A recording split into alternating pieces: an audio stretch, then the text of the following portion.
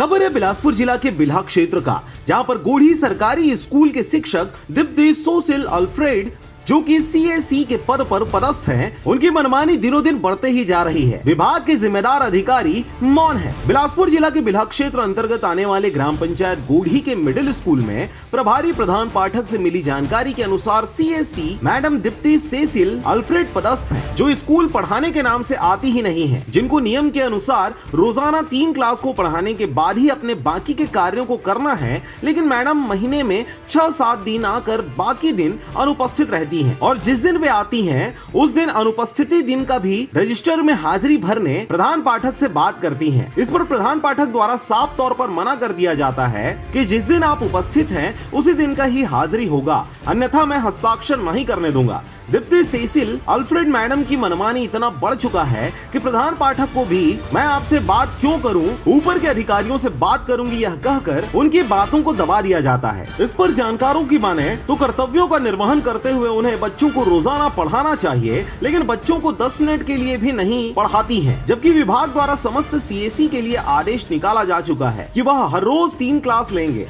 उसके बाद ही बाकी के कार्यों को संभालेंगे। लेकिन मैडम की मनमानी लगातार कई महीनों से चलते आ रही है। उच्चाधिकारियों के कान में इनका खबर कई बार पहुंचाया जा चुका है, लेकिन शाला समिति एवं ग्राम पंचायत सरपंच द्वारा कई बार बिल्हा ब्लॉक ऑफिसर को शिकायत कर चुके हैं। लेकिन ऐसे मनमानी करने वाले शिक्षकों को आखिर विभाग क्यों शह दे रहा है? विभाग के ऊपर सवालिया निशान खड़ा हो रहा है।